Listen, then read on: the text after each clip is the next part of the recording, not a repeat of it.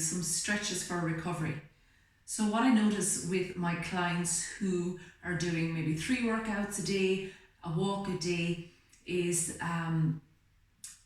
the importance of stretching, right? The importance of recovering your muscles after perhaps hinging them for quite a period of time and using that same hinge in action.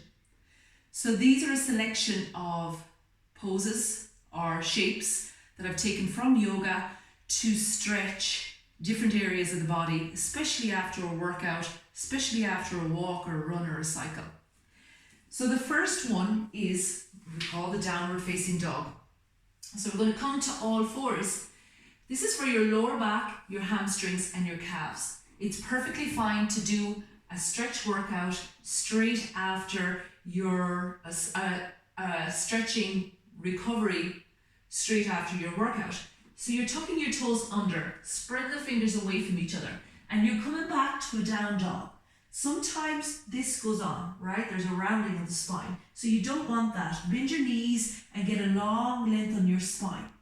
And then you can start maybe pedaling into the legs as you feel that stretch in the backs of the calves. But most importantly, you're keeping your spine straight, soaring your sit bones high, and feeling the stretch you're getting in your back, your calves, and your hamstrings. And what you need to do here is breathe. So you're breathing in and breathing out. So take about 10 to 15 minutes in this stretch. You can come static with it or you can flow with it, whatever feels right for your own body. And then when you're done here, take your knees down to the mat. So the next most common area to get really tight are the hip flexors, and they're located in here. Quite a lot of hinging when we're walking, running or cycling or doing squats, workouts repetitively, the flexors are hinged.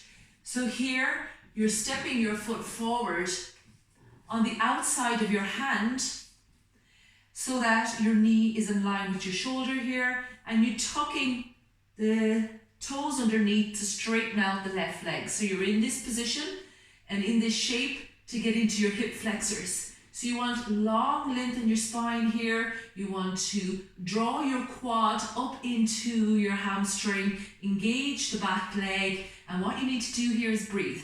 And there will be a certain amount of tension felt here, and I recommend to take 5 full deep breaths here. And then if you want to get into the inner thigh, drop the knee down and uncurl the toe. And this will take you to the inner thigh, take you a little bit deeper into the inner thigh as well as the hip flexors. And a deeper variation would be to take your hand on the inside of your knee here and gently draw your knee, traction it away from you as long as there's no pain. So feelings of tension, yes. And how much tension? On a scale of 1 to 10, keep it between 2 and 5. And again, 5 breaths here. And this reaches a little bit deeper into the hip flexors and into the inner thigh.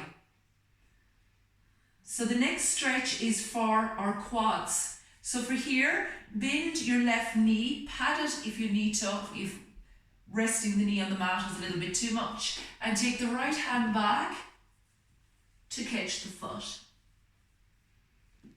Okay, you got this. So it might take a little while to get there, maybe it's not happening. If it's not, then you don't have to hold on to it, just bring the heel towards the glute. So you're holding it here. You could always use a strap if your hand isn't quite reaching the foot. So you wrap a strap around the foot and gather hold of it. So you want a nice broadening of the chest here so you can breathe right up into your rib cage and your diaphragm.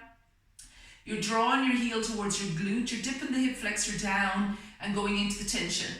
So to avoid any injury, you want to keep your tension between 2 and 5. How does it feel? It's not pleasant, it's dull, it's bitter, it's achy. Just holding that tension for 5 breaths to get into the quadriceps. And then you release that and you repeat the sequence then on the other side. So repeating the sequence on the other side. And then the next shape or pose is the squat.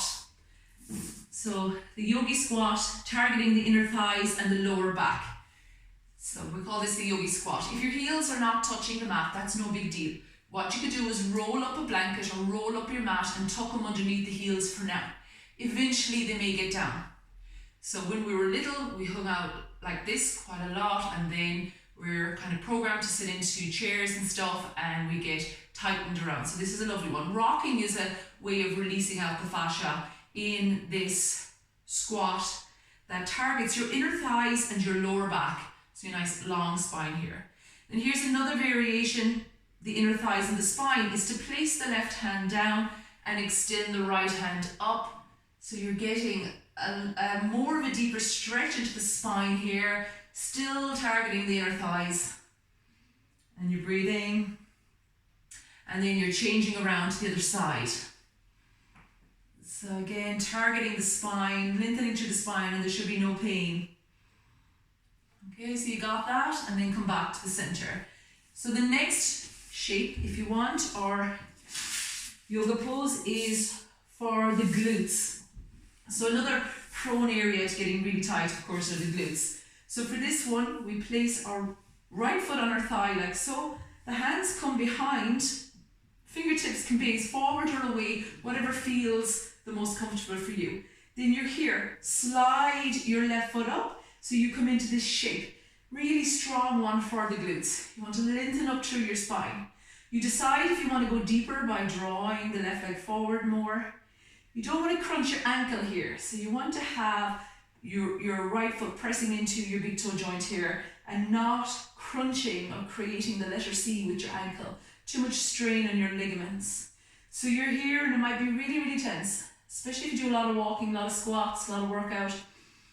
And you breathe into the intensity of that. Remember to keep it on a scale of 1 to 10 between 2 and 5. 5 big deep breaths here, and then you would switch over and do the other side. So the next one is a variation of the pigeon pose. So it's a little bit more forgiving on the knees, and this targets your glutes and your lower back. So you lie down on the mat, you're taking your leg and resting your foot on your thigh. Again, you're not crunching the ankle, there's a long length here, and you're flexing into the foot. Thread the hands through to catch the back of the left thigh, interlock the fingers, and settle yourself back for this stretch for your glutes, and your lower back. And you breathe into it, and as you draw your left foot towards you, left thigh, draw your right knee away from you. And this is another variation of the pigeon, the king of the hip openers, and it's highly recommend this one. If you were to take any one pose out of this recovery stretching session, this one is a good one. And release. You can do it sitting on a chair as well, and release, and then you would repeat on the other side. So then for your upper back, your upper and your lower back stretch, you're hugging the thighs into the chest. Not all the time can we reach the shins. Not all the time can we reach the shins. Backs of the thighs is welcomed as well. And you're rounding to bring your forehead or your hairline up to meet your knees, and then you're here in a rounded position. Then release your head down and your legs down. Okay, so you're going to repeat all that on the other side as you did when you move along, and then take a moment or two just to relax for a minute or two, let your whole body settle down, and then use your hands for support and guide yourself up. And then your body should feel nice and recovered. Highly recommend this after workout, after walking. Hope you enjoyed. Thanks for tuning in. Take care.